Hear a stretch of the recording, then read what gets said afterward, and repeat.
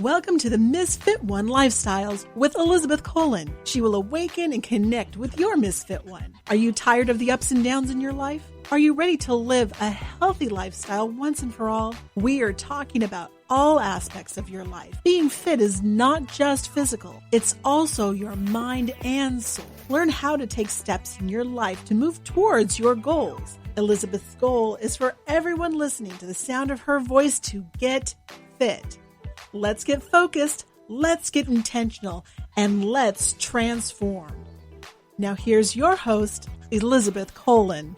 Hey guys, welcome to another episode of Misfit One Lifestyles with your girl, Elizabeth Colin of Misfit One. Listen,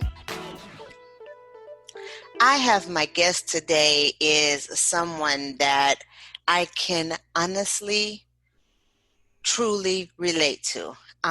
Ladies, this conversation is going to be deep. Fellas, I would love for you to stay on and learn what's happening to a woman when they are abused. And it's not just a woman thing, because men get beat up by that girl too. So please, you guys, stay tuned, listen into this, because this is very important. This woman is out here saving lives up in these streets. Welcome, Miss Lisa. How you doing? I'm good. How you doing, Elizabeth? I am good. Lisa, I am so impressed by you. You guys can't see it yes yet. I would have to put the video out because she is having them pearls on. Says she's a lady. I mean, she is absolutely beautiful. And I'll let you tell your story. Okay.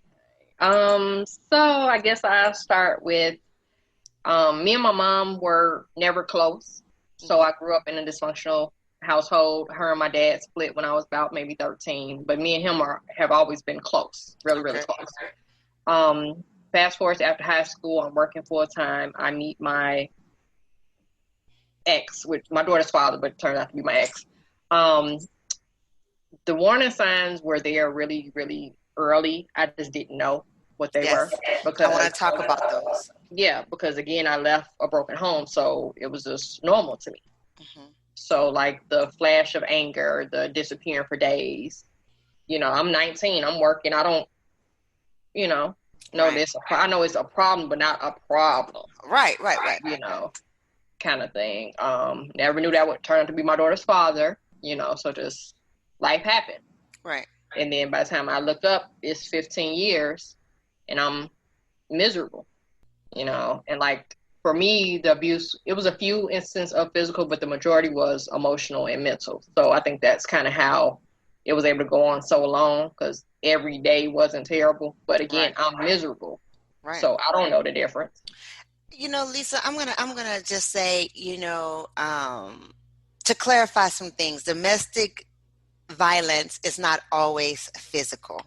Absolutely. There's financial abuse and sexual, emotional, and a lot of us are emotional.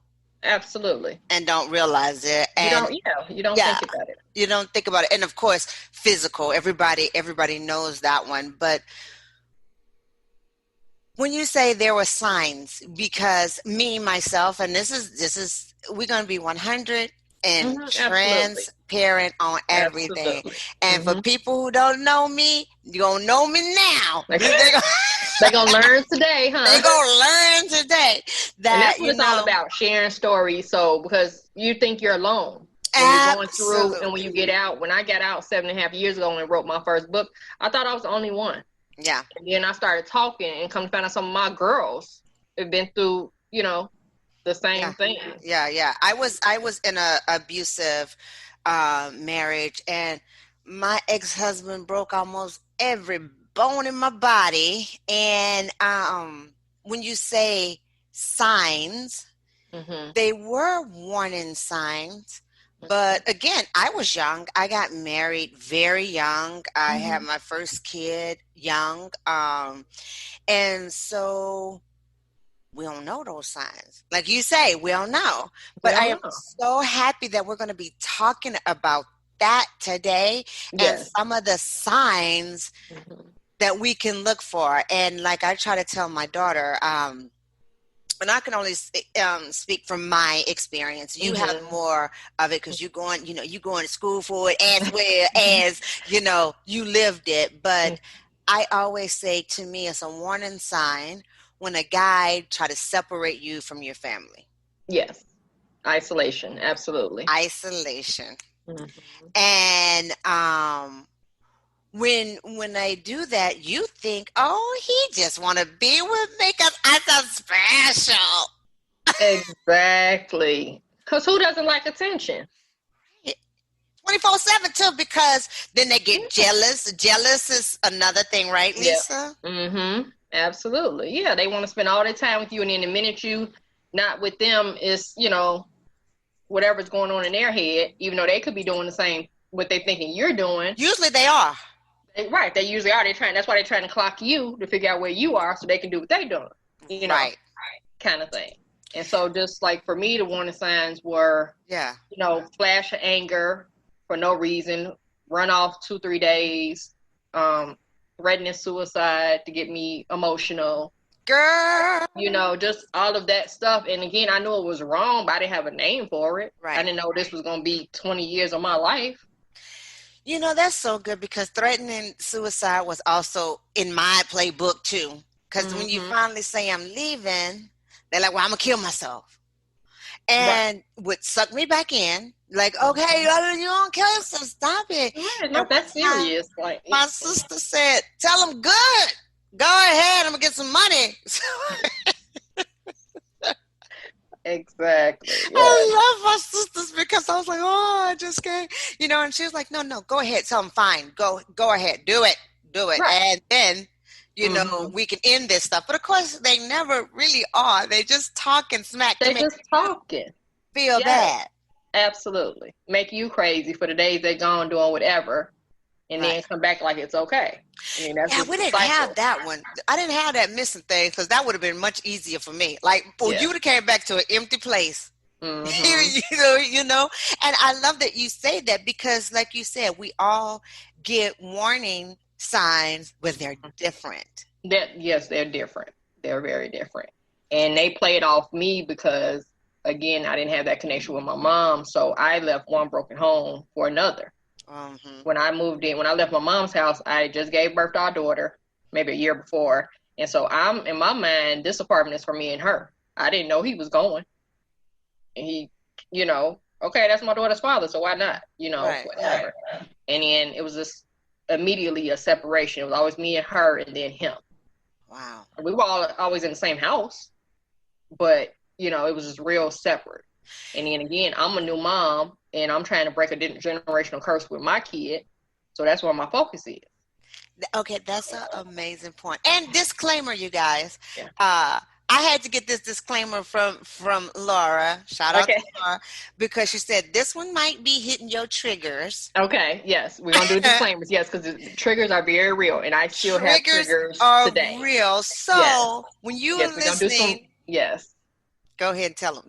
Yes, we're going to do some trigger warnings. We're going to be talking about some real stuff, domestic violence, generational curses, being broken as women, because men are broken too, but we're women, so we can only speak on what we can, right, because I feel my brokenness, right, like exactly. I felt it, and the world is over, and and you all alone. So we can only speak on what we've dealt with, but we do recognize that men go through all the same things that we do. But so if you need to step away, if we we just want to give a warning that we are here to help you, but we do understand that it can be it can be a rough listen. Right. So if I'm crying on here, y'all just act like I'm saying, because this is real talk, and I get goosebumps because, like I said, Laura had to give me a warning. This could be triggering to you because she knows what I've been through, or enough to know that I was in a domestic violence situation. Absolutely. And when you said you and your daughter were together, and you're trying to stop this curse of dysfunction with your mom. My thing, the reason I stuck, it's so crazy, girl. This is hilarious. And it's crazy how you connect, and it's so many of us whose stories are so similar. It's scary. It's really scary. That is crazy. So the reason I was gonna make it happen, I'm gonna stick with it, is because my dad. I love my dad, right? My mom passed when I was young, so I've always been a daddy's girl. I've always done it. So my dad has been married 5 times. Okay. So I didn't want to do that. I wanted to get married one time. Right. And I'm going to make this work. And no matter what. Yep. Isn't that crazy, Lisa? It is. Like, for me, I was like, I didn't sign up to be nobody's baby mama. We going to make this work. I'm going to get my, all that, when I should have left when I had her. Let me be a baby mama. I'll be a baby mama. I don't mind. I swear, if I could turn it back, I would be the best baby mama out here. Right. In these streets. Man. That's exactly it. And it is crazy because we all have our own demon that we're trying to slay. Absolutely. And then we get the monster that we got to fight too. Right. Like, come on now, give me a moment. And what was so great about it, what I love about you is that you made an app. Yes. That's called Slip Out, right? Yes, the Slip Out. Can you talk about that? Because I'm telling you, when I was trying to get help with it, the homes wasn't taken. I'll tell you my stuff, but how did you come up with Slip Out? Okay, so the Slip Out, and so let me tell you a little bit. So up until this point, I've written 6 books. Right. So the Slip Out came about maybe last summer, because for me, like you said, the shelters are closed, or they charge, or they don't take boy kids, or they take girl kids, or just all of that. And then for me, I feel like it's help out there to get you out, but then afterwards you on your own. So I want to be the after. You're not on your own. Yeah. You know what I mean? Because there's so much stuff that goes into it that I learned going through it. So I made the app Slip Out because it's resources on there. It's a global support list. So any country you're in, you can get help. There's a literal checklist of steps I took to get out. There's a 911 button. You can contact me anonymously on the app, and there's different activities because the focus is domestic violence, but anybody can find the app useful. Anybody going through toxic relationships, having a rough day. I do daily affirmations. And that's just kind of how the Slip Out happened. I really do love that, man, because, listen, again, real talk. I remember being beat and just running out. Like, we was in San Diego. I lived in San Diego, and like run out in the middle of the night. Like I'm bloody and I'm scared, and I'm like, oh, I see a cop car, because he's coming. He just come. He is on his way. He is like, he ain't gonna let you just run out of this house. Yeah, no, he gonna give you a minute, but he definitely coming. He coming, right? Yeah. And so I would see a cop car, and I would like, help me, and like, we off. We on break. Please. We're this. You got to go make a call. I don't have a phone. Let me help. And I am never going to forget that. And I think that's why I don't really like cops like that. Like, I've never been pulled over by a cop or harassed by a cop like that. But I know when I really needed that, dude. Right, when you needed them, they was like, yeah. And a lot of the laws have changed. I say they changed because of us. Right. Yeah. Absolutely. Yes, we definitely had a part in it. Yes, because I wouldn't press charges because I'm scared. Right. Yeah. And like for me, I wasn't being physically abused. So I didn't have. Correct. Or I couldn't file a report off because he called me out my name or whatever. Right. So I didn't have that. So when I left, I had to do it by myself. And when I did it And we had 9 months to plan, thankfully. So when I realized that's not, everybody's reality, so we had time to strategically plan. So I'm like, this is my one chance. I got to do it now, because it was getting to the point that I felt like it was going to be his life or ours, and it was going to be his, but I didn't want it to be there. Say it now. Say it, girl. Like, people it don't just got to realize. that point. It was a breaking point, because people say, like, when I first had my aha moment, I was like, it might have been maybe 4 years before we actually left. And then I just didn't know how it was going to end, or, that kind of thing. And then something happened, and I was like, no, we got to go right now. Well, 9 months, whatever. Right. But we got to get out of here, because it's going to go bad. And me and my daughter are like so tight. I could not be responsible for ending her dad's life, regardless of what the situation was. If it was self-defense, whatever. I just couldn't bring myself to it. But I did let her know that if it came to that, what was going to happen. How old was your daughter when you was going through? When we finally left, she was 18. Oh yeah, she was. Oh yeah, y'all was thick as Steve. Y'all went through it. Yeah, my daughter, she's 30 now. Okay. But she was a baby, like probably about 3, 4, and I'm never gonna forget the night that we really got him arrested. Like, okay, this is the end of the goddamn game, and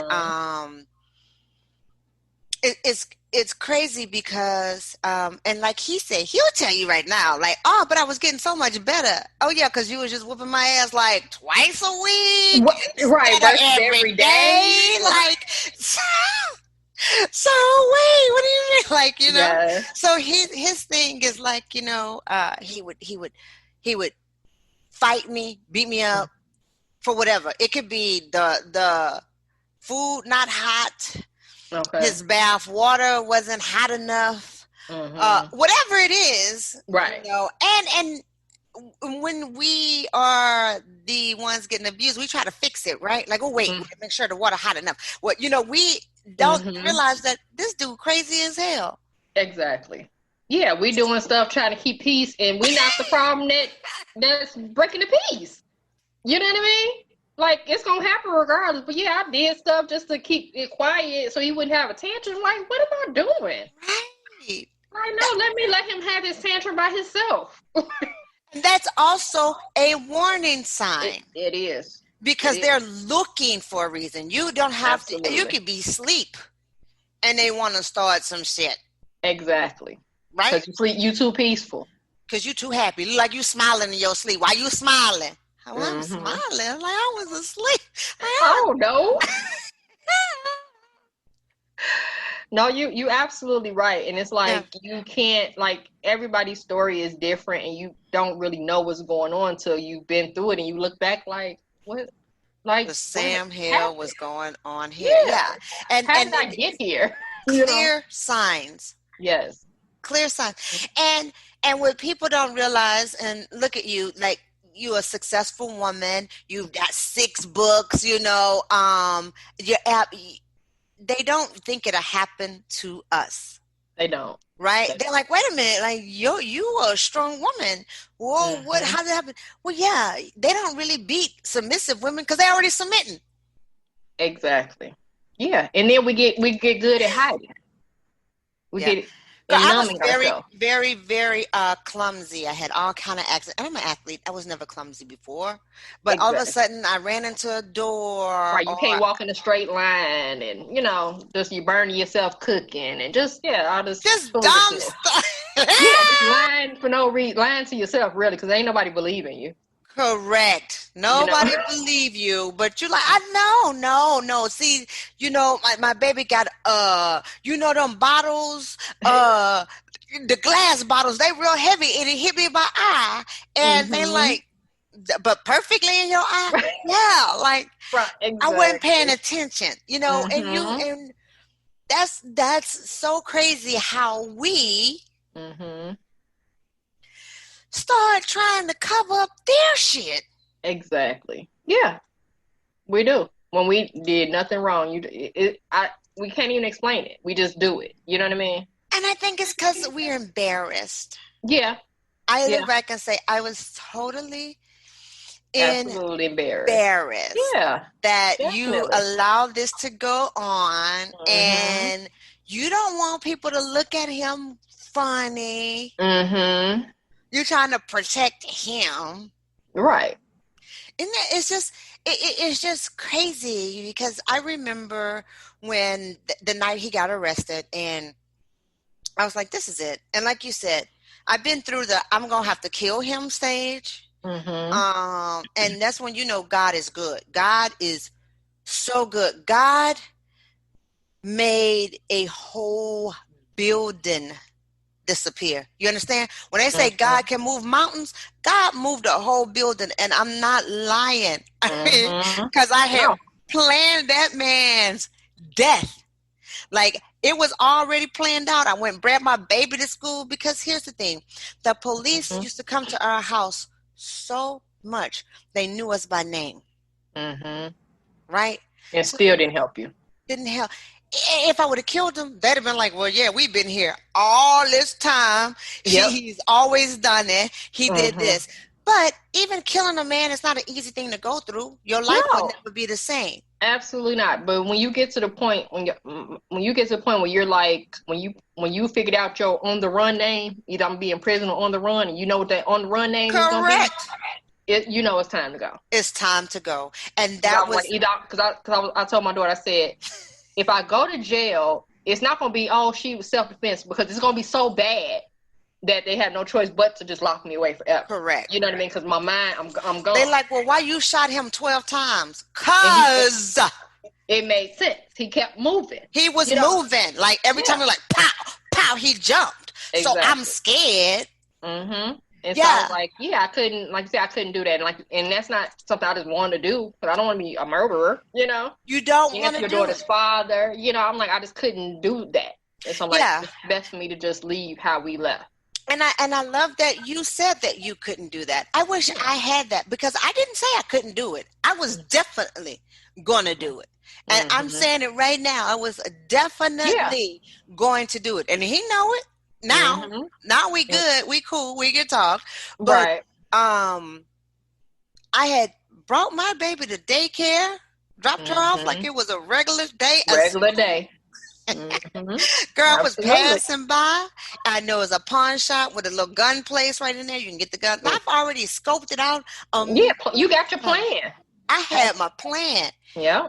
I went, dropped her off, and I went back to go to that store. The store was gone. The whole store was gone.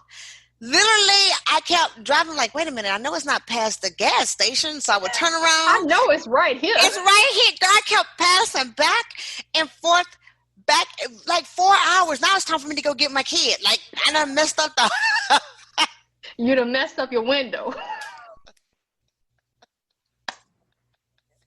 That's how it happened. Like you said, that was God. He was That's like, no, we only don't God. need you in prison. I did not need to be. He had bigger things for me because I literally just stopped at the gas station and I was crying so hard. And I was crying so hard because I couldn't buy a gun.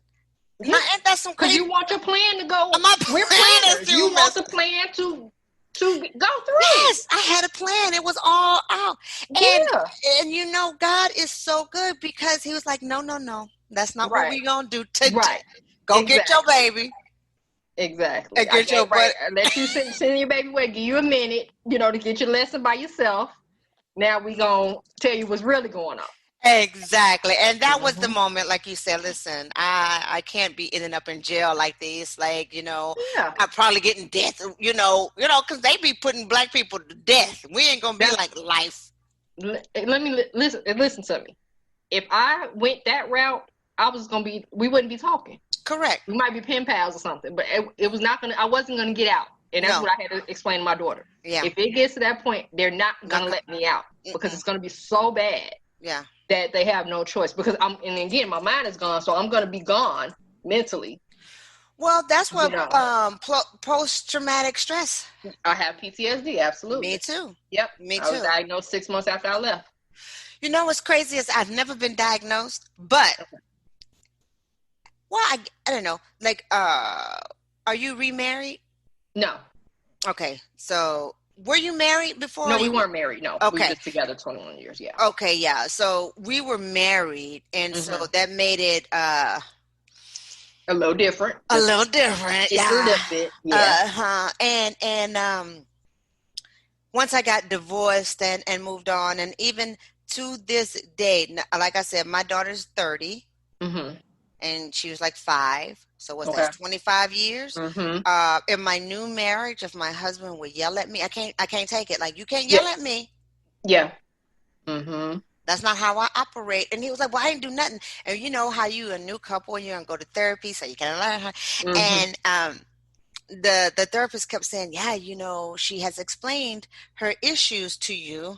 So you cannot yell at her. Well, I didn't do nothing. I don't touch her. I'm just yelling. And he said, listen, she got like what is it called? Yeah, PTSD. PTSD. And every time you yell at her. It's taking her back. And now she's going into life or death situations. Absolutely. And even though you thinking, yeah, I'm just yelling, she's thinking, right, oh my God. Normal, exactly. Right. You think he's thinking it's a normal conversation between a man and wife that everybody have, but you on some other, you done went way left with it. You trying to make a plan. Now I got to find that gun again. Where that gun say? Exactly. And they don't sometimes they don't understand that, you know. Correct. You're just like, I'm trying to share with you, but you got to listen. And they don't. I think you hit it right on the thing. I'm trying to share with you, but you don't listen. They just can't hear it. I guess they cannot comprehend the depths of what the abuse have done to a person. Right? We could smile on the outside. We could do this. But just like, a man in the military, you hear a gunshot, they falling down.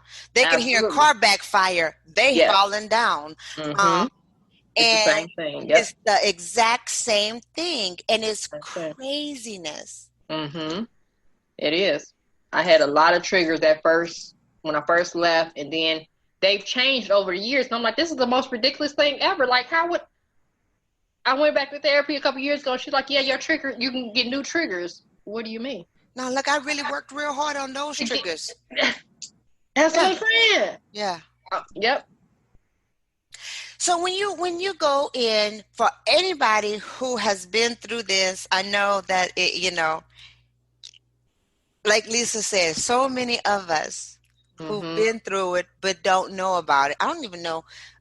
If my friends didn't come back from me from way back in the day, they wouldn't know. You know what I'm saying? Yeah. But it's so important to know that you are not alone. Again, absolutely. I talk about that app like crazy. Thank you. And in your app, can't you do something like you can act like you ordering something? You can call 911. It's actual 911 button. And it goes right to 911. Yeah. Yeah. You know what I think they should be able to do too? And I don't know, maybe around, but I don't know. I wish now that you can text 911. I know, right? Because you can't call and talk about it. Like, I can't. Yeah. Hello? Right. No, you're right. You're absolutely right. You should definitely be able to text 911. Like, come help me, or come, her, whatever. Yeah, because it's and it's hard to ask for help. So when somebody's asking for help, they need help. They do. This could be the difference between finding my dead body.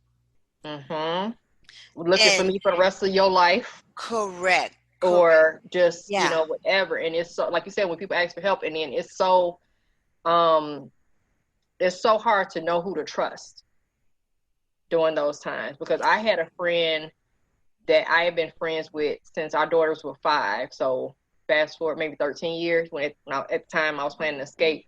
She told me that she wouldn't know if she would be able to lie if he asked where we were. Girl, you lie. Hand on the Bible.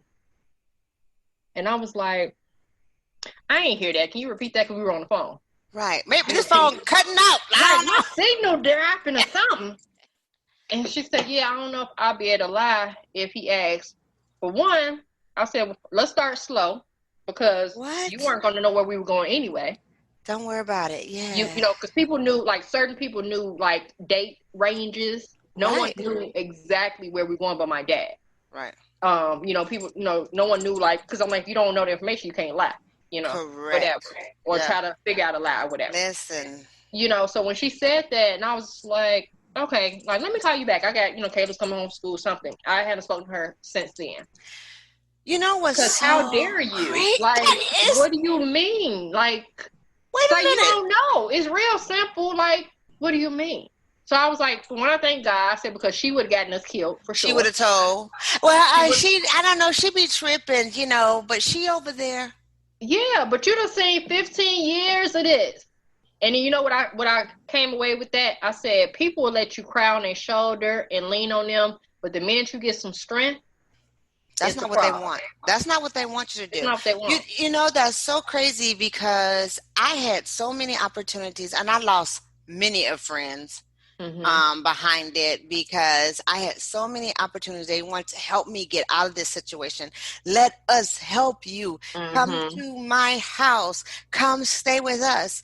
And then I would feel like, okay, all right, I'm going to try to go. But my ex-husband, cray, like, not just a little crazy, but cray, right? And he was a great stalker. He would find you, and when he find you at your friend's house who's trying to help you. Right. And then you don't want to involve nobody else in that. And then you don't want it, because he threatening their life. Exactly. Oh, you willing to die for her? Because I'm willing. Are you willing to die? So when I blow up your house, and I'm like, look, let me just get my stuff, we'll go ahead and leave. Yeah. Because I don't want you to be in the middle of that. And what's crazy about it is they're willing, but they don't really know what they're getting into. They don't. And then, like, because when you're in that, you have to be ready to go. Like, I was offered help also. I still loved him.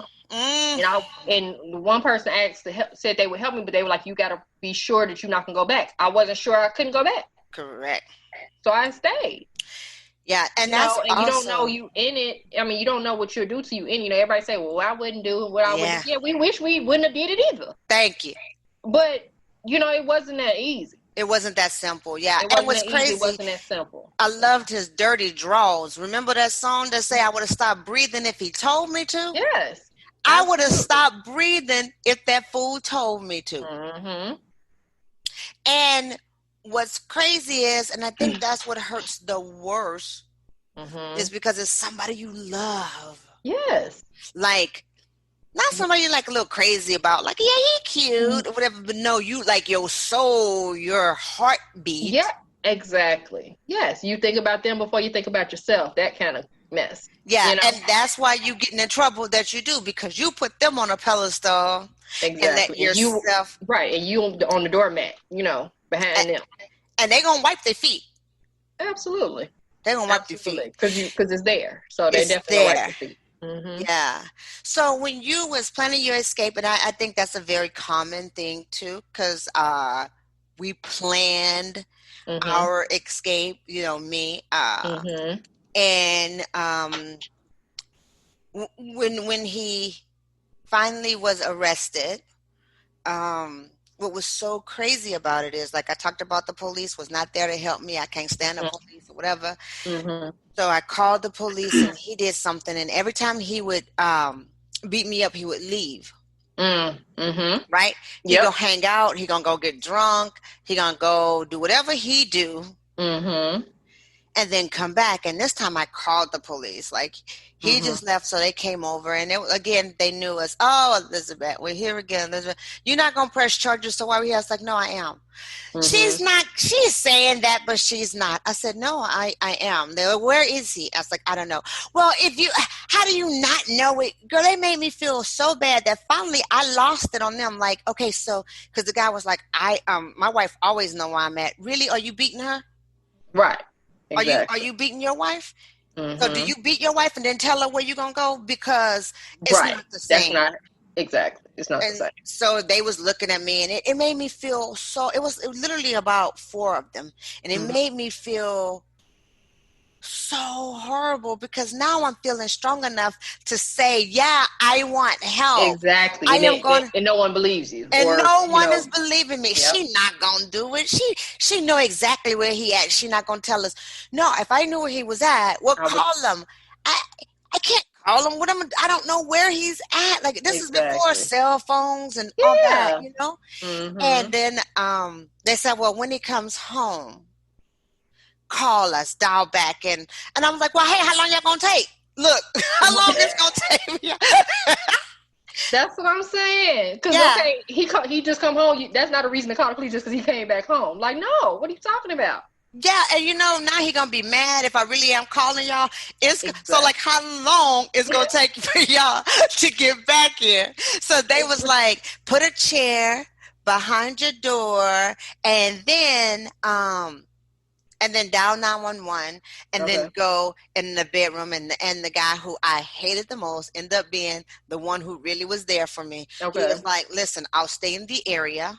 Okay. Mm-hmm. And then you just call, and I was like, okay. And sure enough, he came back. And listen, we're from Texas. He's a big, strong Texas boy. Mm-hmm. So that door wasn't nothing. Mm-hmm. Like, I put that little door up there, and he was like, what's going on? You know, what's going on with that little chair? I was like, hey. Gave a little shoulder bump. Girl, he kicked that whole door down. The door was, boop. I was like, running, went in the bedroom, did the same thing. You know, and a bedroom door is nothing compared to the front. Right. So he grabbed me, and he was dragging me out to tell me, look what you made me do.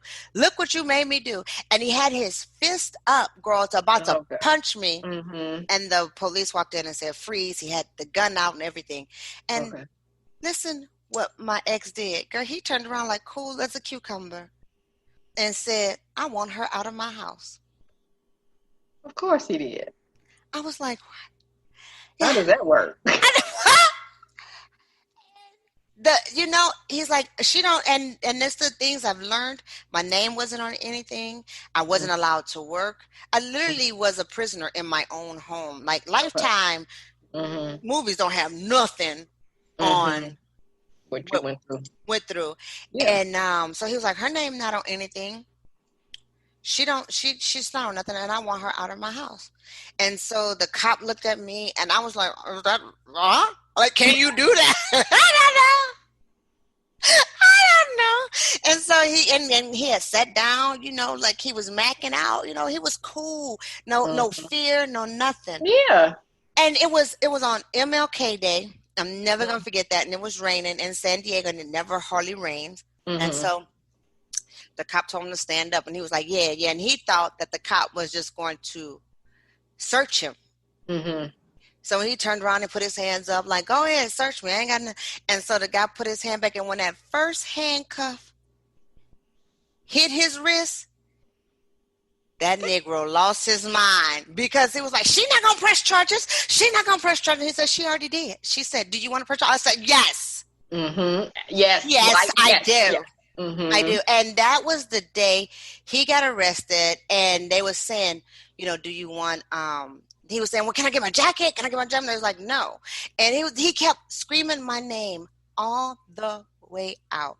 And the reason my daughter and I say she was 5, you know them little kids chairs, the little blue plastic chairs and pink, whatever. Yes. So I tried to call the office. It was after hours. They couldn't come by and blah, blah, blah. So I had to push this door back up, and I'm trying to get the chair under there. Mm-hmm. And my baby girl came with her little blue chair, and she pushed it up against the door. And she was like, nah. I was like, yeah, nah. But do you know, we slept the best we have ever slept. Now, keep in mind, our door was knocked down. It was nowhere near secure. But we slept so good. The wind could have knocked that door down. It was that peace. But the monster was out of the house. Mm-hmm. Absolutely. So when you did your escape, did you plan it to, like, did you get the cops involved or what? No, it was strictly me and my daughter.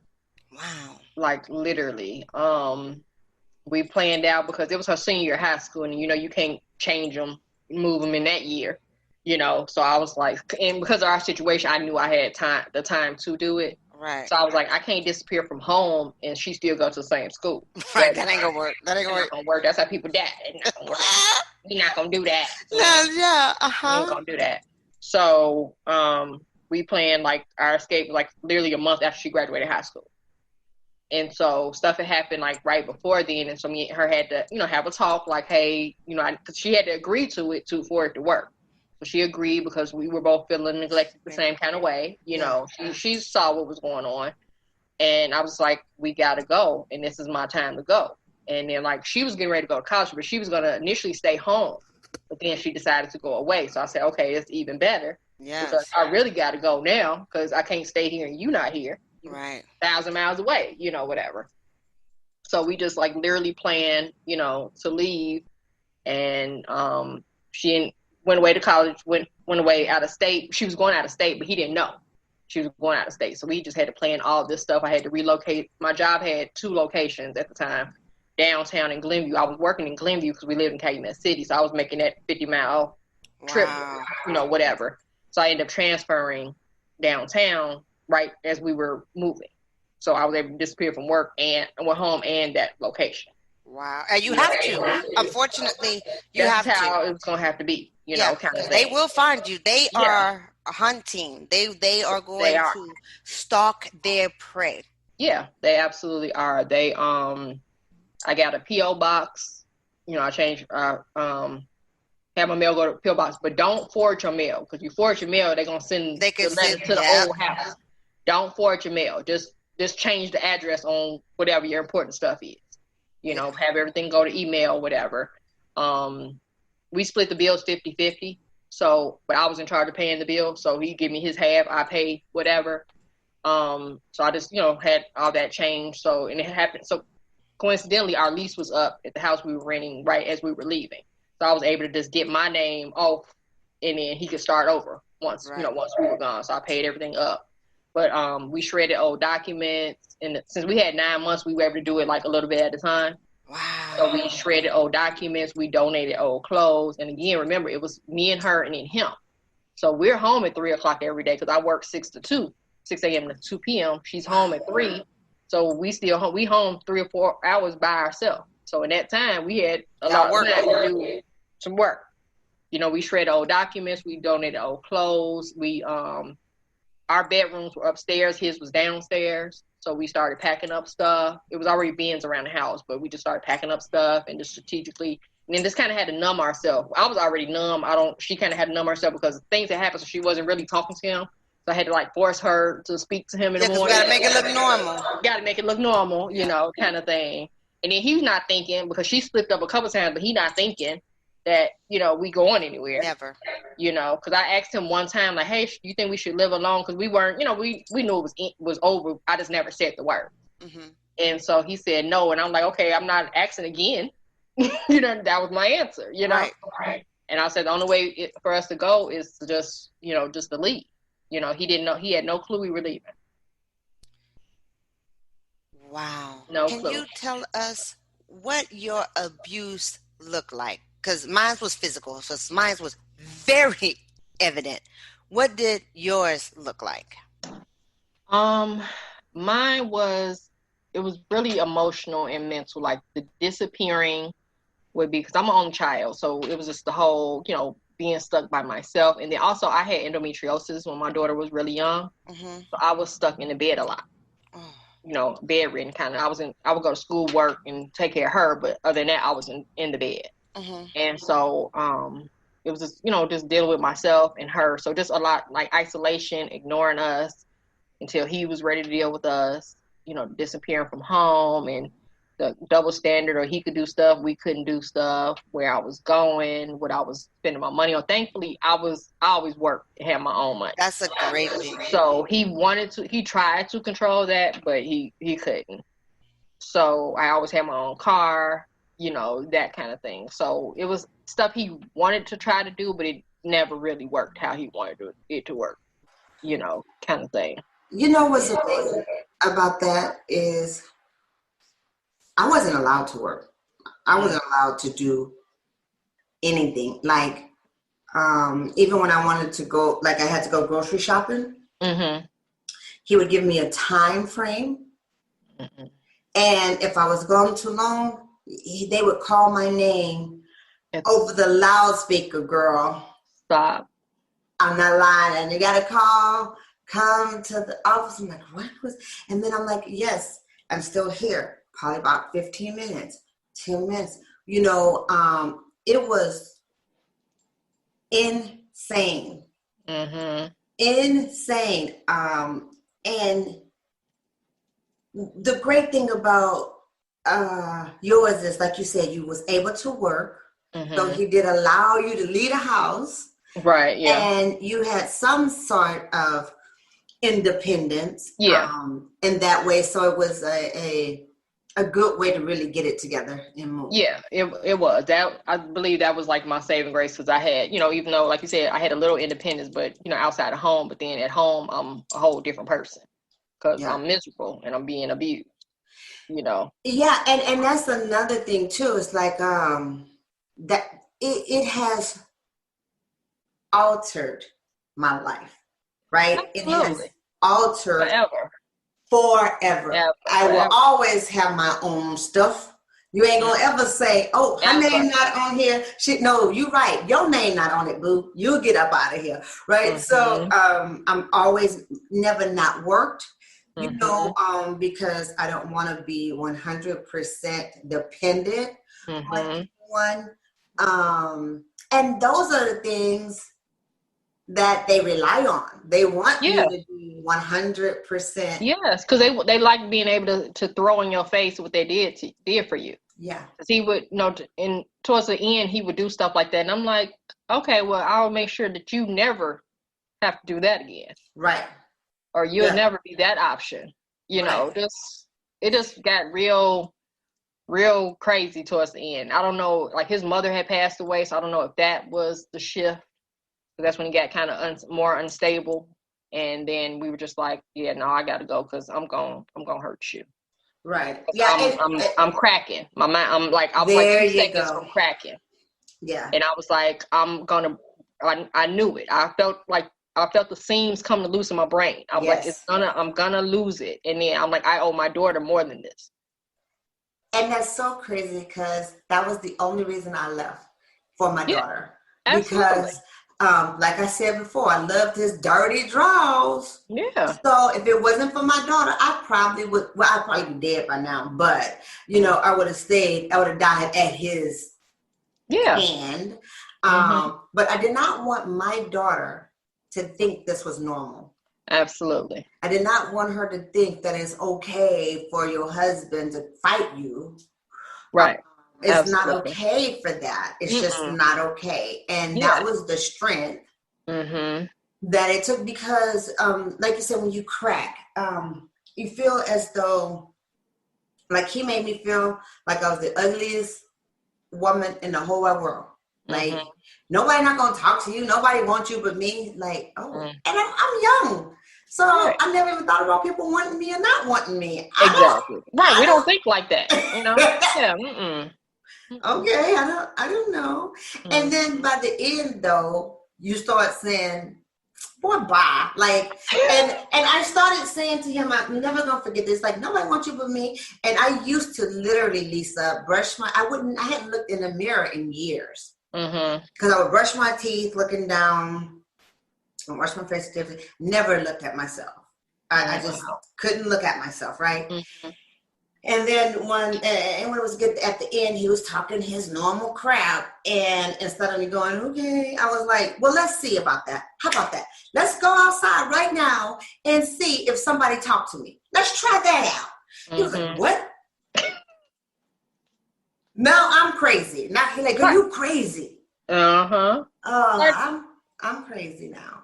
Yeah, they definitely can take what you know, when you, like you said, that whole, when you get some strength, they like, what's going on? Then they play victim. Then they play victim. You know, it was like I believe he would have wanted to be more physical, but me being yes, I was broken, but I wasn't that broken. Right. So he would threaten to swing, and I'd be like, you better kill me with that one swing, because that's all you got. Right. And he wouldn't swing, because he knew that wasn't all he was going. He knew he was going to be more than that one. It wasn't going to be that one. Yeah. So that, that saved a lot of the physical, kind of thing. And that is so crazy, because my husband, which drives me crazy, again, is that whole post-traumatic stress disorder. My husband was like, well, I can see you trying to fight. I can see you. I was like, no. You're seeing me now. That wasn't the Elizabeth that I was then. I literally did not fight back because I didn't want it to go on. Like, I let him do whatever so it could be over with. Yeah, exactly. Right? I did not the fight quickest back. way to get it to end is to just let Just it lay there. happen. Let it go ahead and happen. And let it. But at the end, please believe I was ready to fight. Like, let's go. Because I'm getting my ass whipped either way. So I might as well get some licks in. Exactly. And of course, when I'm ready to fight back, he don't want to fight no more. Yeah. Yeah, because it wasn't fun no more. You took the challenge away from it. Yeah. You know what I mean? You took the challenge away. And I had something similar. Like, I stopped certain behaviors, and then he all want to, change the script. But I'm like, no, dude, this is how you wanted it. You made me this way. Correct. Now you mad because giving you what you was giving me? Right. Oh, they don't want that. No. They don't want that. And what's crazy is when you finally, like you said it earlier, when you feel cracking, and ladies, you really do feel as though you do. You're losing your everlasting mind. Yeah, because when you're going through that, no matter what your situation, if you stuck at home, if you able to go to work, if you're able to go to school, whatever it is, I was two different people because I had to numb myself. Absolutely. From which I learned early as a kid. I'm an only kid. You know what I mean? So I had to numb myself. So I got real good at it. Right. Telling myself it didn't matter when the shit really mattered. Right. Yeah. You know what I mean? And so I'm out. I'm 38. It's my first time being alone. Wow. Remember, my kid done went away to school 3 months after we left. Oh, I'm by myself for the first time in my adult life. Right. And then I got to figure all this out by myself, Wow. But yeah, you just.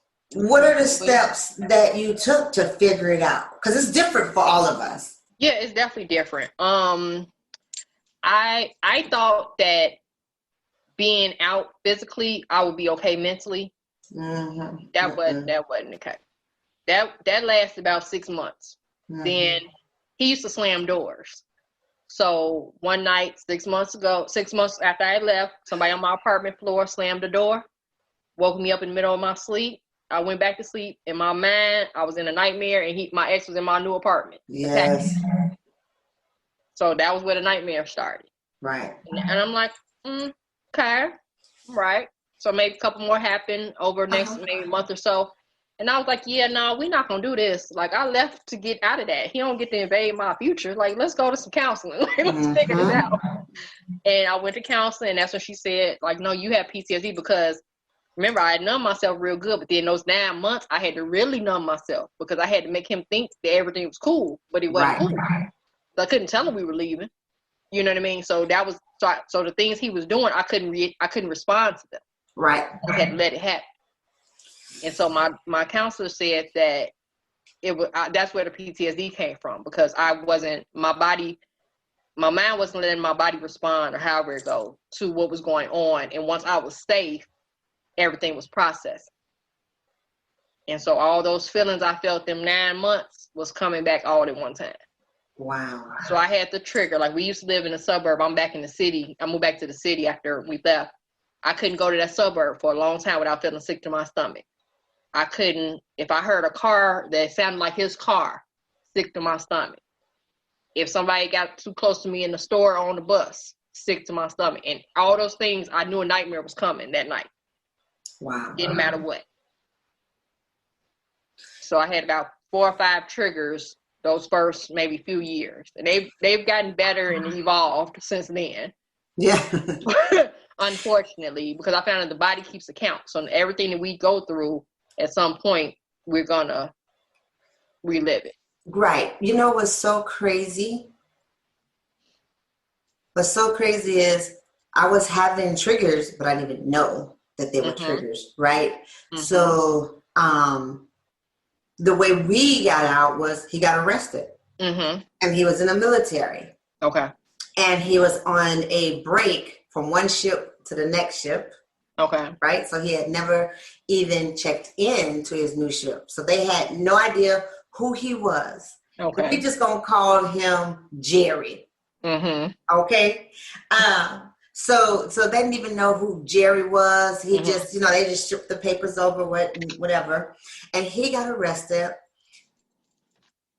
Lisa, he kept calling me from jail.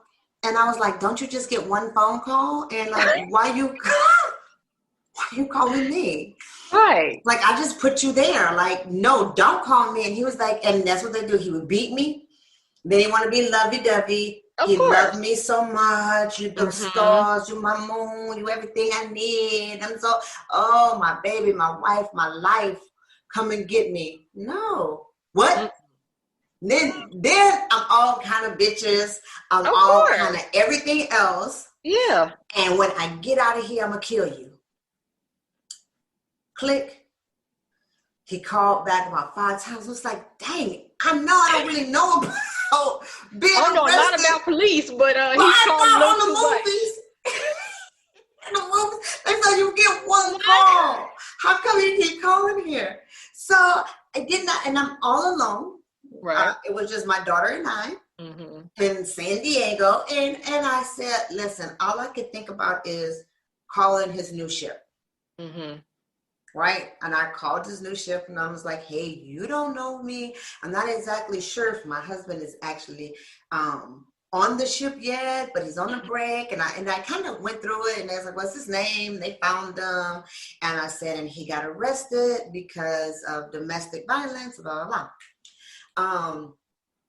And they was like, well, where is he? I said, he's at the whatever jail. I don't know. They just took him to the jail. So I told him that and they was like, okay.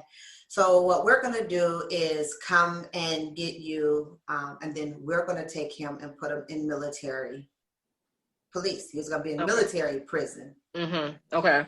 Right. So we go there and they come and pick me up and I got my baby and I'm scared. I'm looking around like, okay, I don't know what's going on. Because you don't know where he is. Where he at? Guess what that fool was?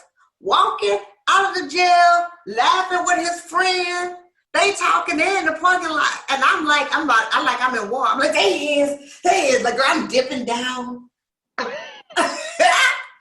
That's him right there. That's him right there. It's like, which one? I'm like, the light one, the tall light right there. It's him. They're like, okay. So they walk up to him and I stayed there. There's like, we're there and they talked to him. He was like, what? And you can see his face like, what? No, man, I'm free. They was like, no, man, you got to come with me. Now I'm out. And me, and it was a whole thing because they was like, no, you are being arrested. You are under arrest. You're going to be this. So he got arrested in the parking lot. Thank God. Because how would he get out? Like, what is going on with the world? So he got arrested in the parking lot, was brought to the military police. And it was so crazy because the military was so amazing because he hadn't even checked in at that time. Thank God but they had the paperwork because all the transfer happens before he actually walks on that ship. Right. Yeah. Thank God. And whoever you talk to on the phone. Thank you, know what I mean? Jesus. Yeah, because sometimes they're like, well, he's not here yet, so. Exactly. We can't do nothing. Right, exactly. Yes. Yep. And he on breaking, checked in, we can't do nothing. We can't do nothing, yeah. Yeah, well, you got to go through the San Diego Police Department because, and they went and got him. And then like a few days later, because he was calling at first, and they called me and was like, hey, can you bring his military clothes? Because if not, we'll have to buy him new ones. That's going to come out of your money. So if you can bring his clothes, I was like, okay, yeah, I could do that. So what's crazy is I've never met these people. I don't even know. I couldn't even pick the person who came and met me at the house to take me to the job. I couldn't tell you who that was. So I walked there and I'm still like scared and nervous because I still don't know what's going on. Like I need the strength that this fool stay here. That's all I know. So if you need his clothes, I'll bring his clothes. Yes, exactly. He don't have to ever come home. And what was crazy is I'm trying to check in. You got to show your military ID and all this stuff. And they was like, wait a minute, you Elizabeth? I said, yeah. And they was like, married to old boy? I said, yeah. They was like, no, because he's a big boy. I'm a little girl. He's a big boy. And they like, that dude putting his hands on you? Oh, girl, it was a whole different situation. This fool was locked up indefinitely. Oh, wow. He could not come out until I felt I was safe. Until I felt that I was able to move on, had another place, could do my own thing. And which was horrible because he didn't respect authority. He was like, as soon as I'm getting out of here, like it's on. Like right, exactly. Wow. I wonder why what goes on in their psyche that they don't realize it's over. Girl, I don't know. I don't know.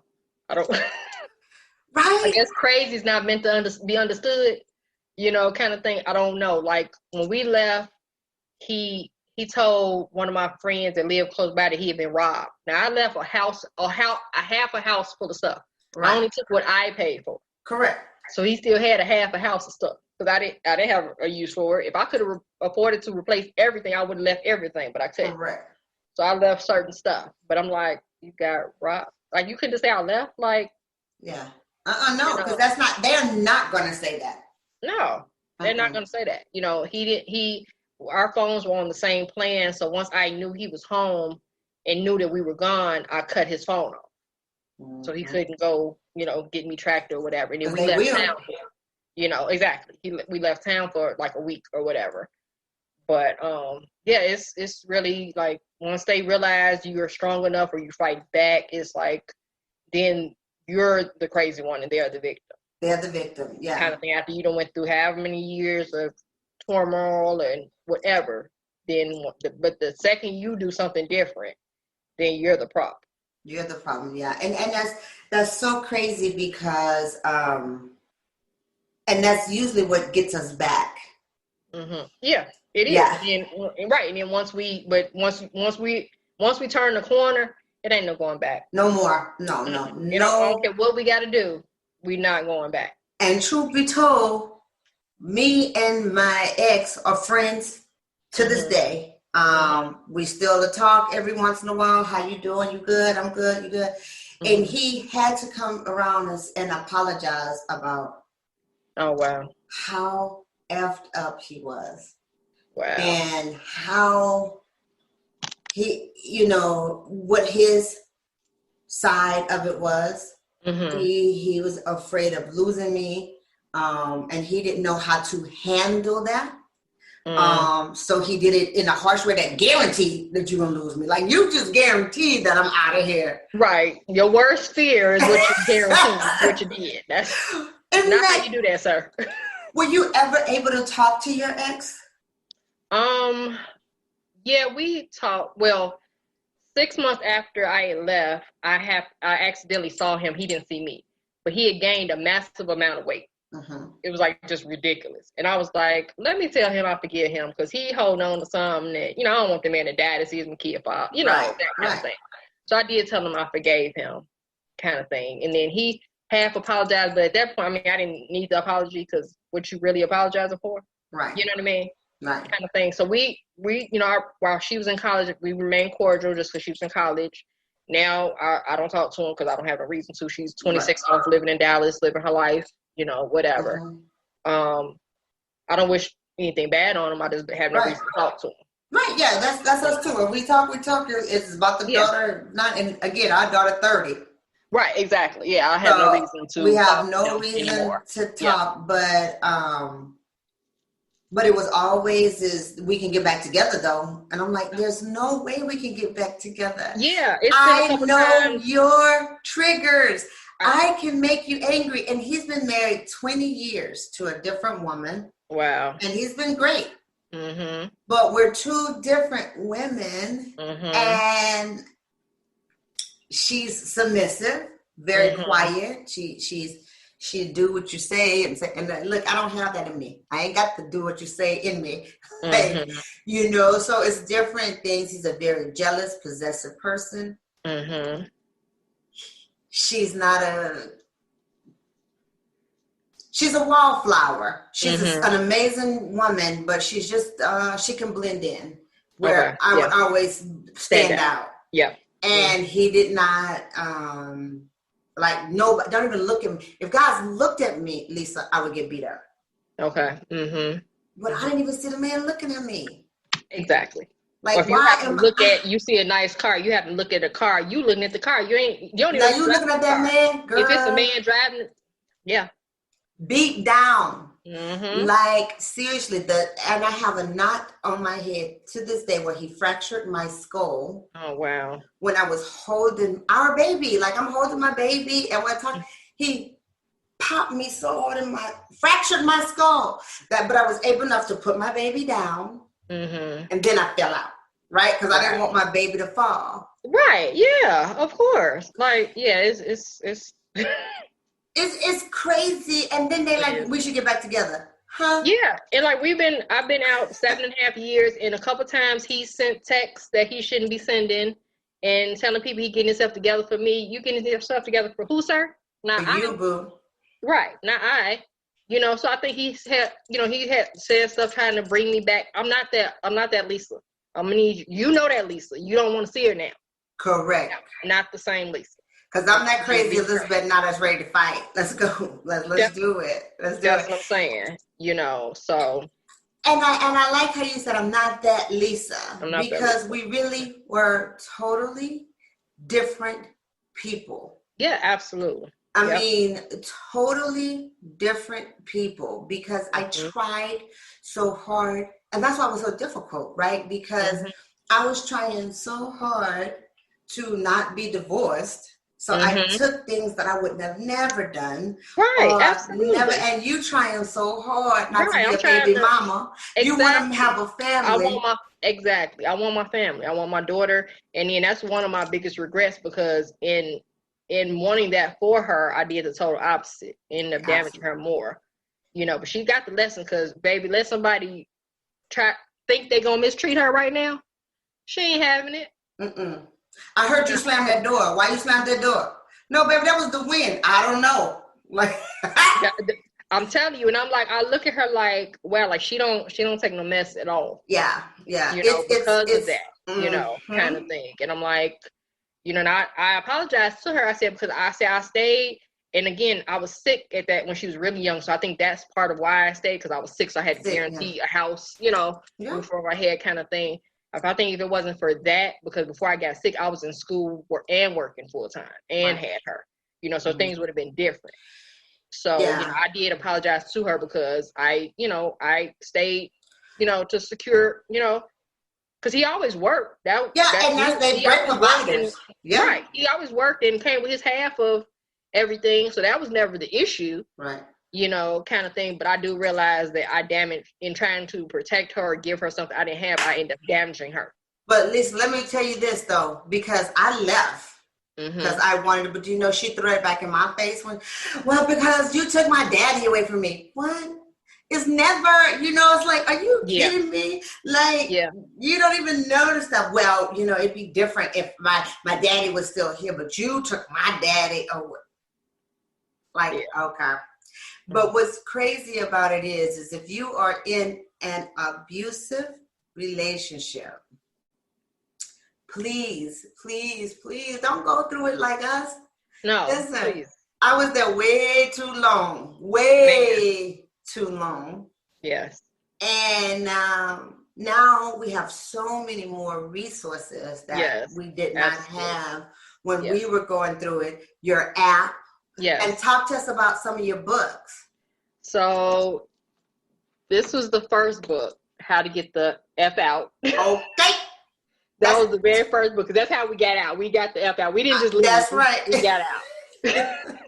So that was the first book. Yes. The second is A Mother's Love. That's about the relationship of me and my daughter. I love that. Yeah. And then the third book is an ebook, The Ending Generational Curses. And then the fourth and the fifth book is Broken Pieces Made Whole and the workbook. So it's like activities on how to get through, the stuff and put your pieces back together. Right. Kind of thing. And then the app came about. So it's like the books kind of came in like reverse order.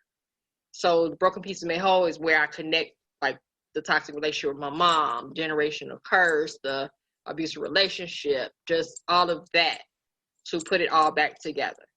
But like, as you said, if you're in an abusive relationship, toxic relationship, anything, like, you got to get out. Like, there is help. It might not seem like, especially now with COVID, everything is shut down, but there's still help. There are some of us that, like, I work with some other survivors that actually go relocate people, victims, and get them out and relocate them wherever they need to go. Like, you have to, like, say something. If you don't say something, we won't. Nobody knows. Nobody knows. Yeah. Because we all look normal. That's, the bruises, we see the bruises, even with the bruises, they can be explained away. Right. Like, if you don't say something, no one will ever know. So just say something. Yeah, and the app is Slip Out. The Slip Out, yes. The Slip Out. And you can download it, like you said, no matter what. You don't have to be in an abusive relationship. Right. It has affirmations. It has resources. And listen, if you don't get anything, like we both described how the domestic violence looked for us. Yes. Mm-hmm. But like we said in the beginning, there's so many other ones. It is. And some, like you said, some is just financial. Some is just sexual. Some is just, you know what I mean? Right. So everybody's situation is different. And that all of my books are written, except for the last two, are written like a self-help format.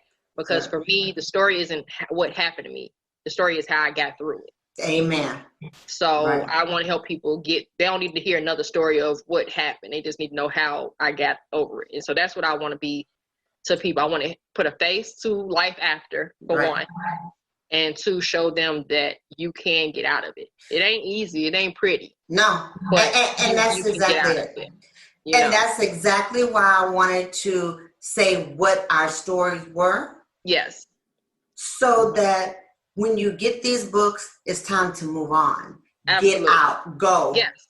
Mm-hmm. But don't be embarrassed of that story, because that was why we stayed there for so long. Because we embarrassed for them. Like, oh my God. Yeah. But we have been through some things that many, many women have been through. And I know this is a shock for a lot of people who knew me. I thought they knew me, but this smile on my face is definitely earned. Absolutely. Say that. Right? Say I had to work to be the person that I am. Absolutely. Yeah. And that's what I love about your books. And it fits perfectly with the platform. You focused on a way to get out. Yes. You moved with intention. Mm-hmm. Absolutely. And it that's the only way it was going to happen. That's right. You can't do it. Be like, thank God the military was there for me. Right. Absolutely. Right. Mm-hmm. But I already had a plan. I mean, besides the gun thing. Right. I ain't going to never let you leave that one there. It's a good thing my husband don't listen to this now. Because he'd be like, well, you going to shoot him? Then I told you that. I told you that. You know that.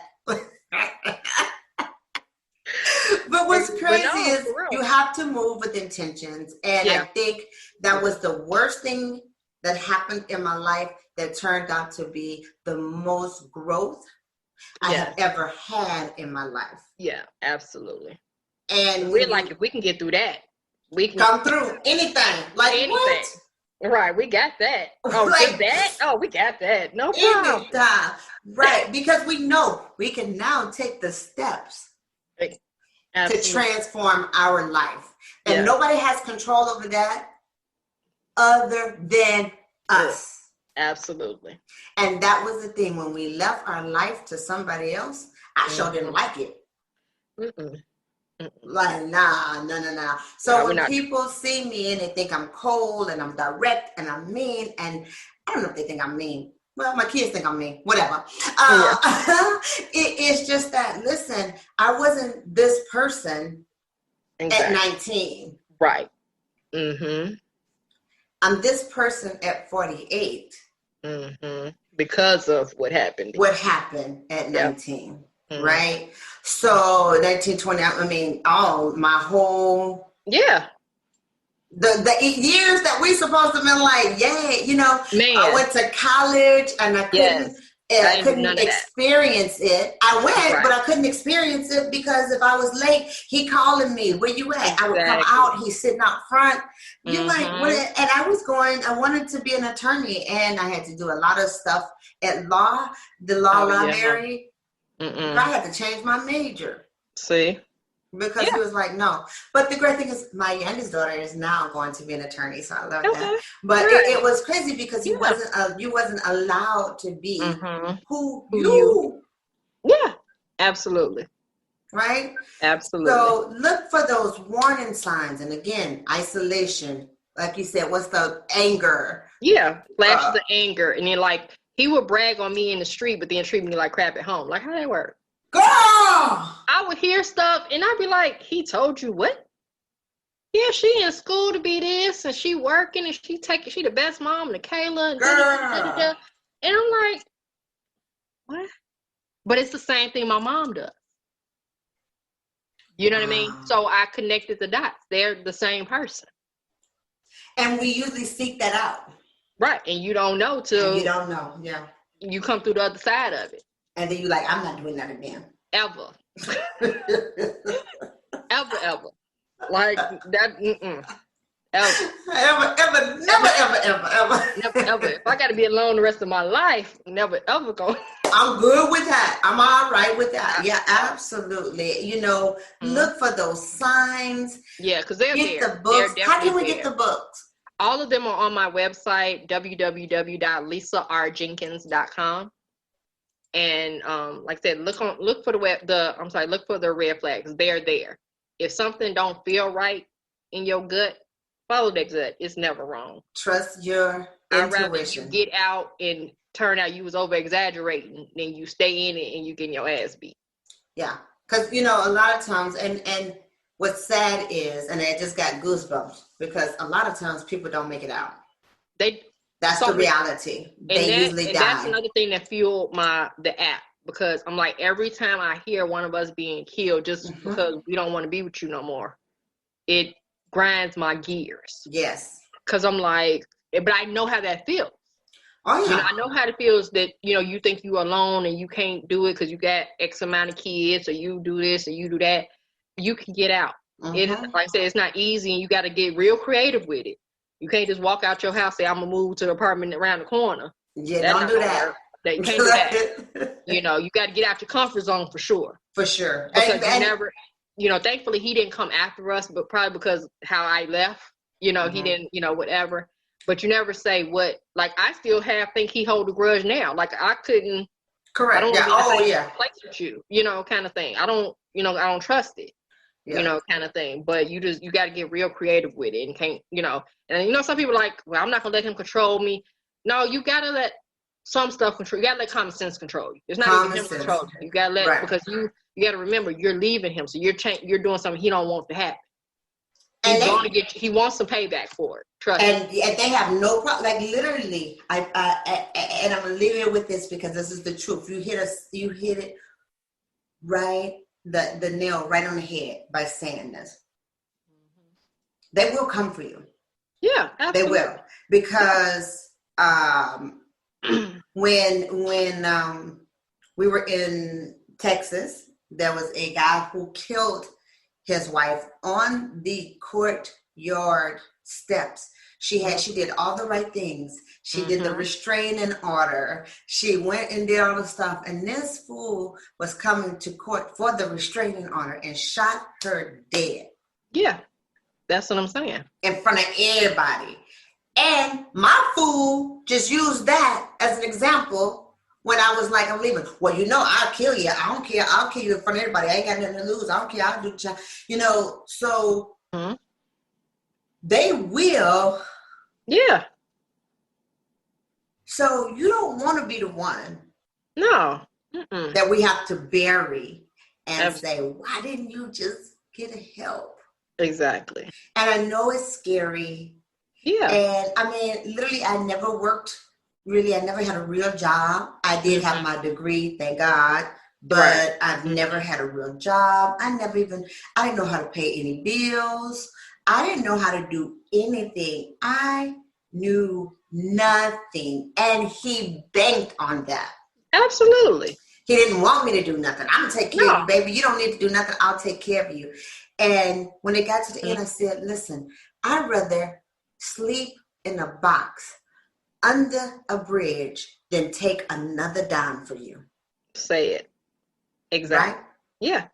Because remember, I went from splitting everything 50-50 to taking care by myself and putting my kid through college by myself. Right. Between me and student loans, but still it by could be myself. done. It was you. I mean? Yeah. Right. That was all me. You know what I mean? And I did, but I said the same thing. I said I would sleep in my truck in the alley. Right. Before I go back there. I surely will. I would decorate my box. I would pick up my box and take it up. It'll be the best damn box in the alley. You hear me? God darn it. Best box they ever seen in the alley. Bedazzled, painted, all that. Sectioned off. That's living right. room, dining room, living room got beads hanging down. Man, welcome mats, all that. Trying to tell you, it's gonna be the best damn box in that alley. I love it. This is the truth. And here's you get to the other side and you get to laugh about it. Like, yeah, absolutely. Yeah. I did that. I survived. Yes. And you can too. You guys, please look up Miss Lisa R. Jenkins because she's the real deal. And I am so proud of you. Thank you so much. Thank you. I really am, because it's not only enough to just survive. You actually survived and thrived. Yes. And that's phenomenal. Thank you. Yeah. And I just want to help others do the same. You know. Yes. We got to stop dying because of this. And they killing us up in these streets. There's no lie. They really are. Yeah. It's so bad. You know, it's so bad. Like who raised y'all? Like no one taught you to share when you were a kid. Like rejection. Like what is the problem? Right. Yeah. And here's the thing: we become a possessor. We become a possession. Yeah. Exactly. To them. Something they own. Yeah. So it's no longer another human. Exactly. It's an object. Now you belong to me. I cannot help you. No one else can. Absolutely. And literally, that's what he tried to do. He really did try to kill me. I just did not die. Thank you, Jesus. Thank you, Jesus, for keeping me. But he left me for dead. Yeah, absolutely. Yeah. They don't care about the kids. They just think they focus is you. Yeah. You know, it just doesn't make like any good sense. But again, there's help out there. You can message me on the app and I will help make a plan for you. Like you can get out. You absolutely can. I love it. I want you to get out. We all want you. I'm here to help too. So you listen. Yes. If you need anything, and I am here for you. Please, we have to do this again. We have to. Yes, do this again. absolutely. I am again so happy we got to meet. And listen, continue to save these lives out in these streets. Yes. Because we need you. Yes. I will. All right. Till next time, you guys, stay fit.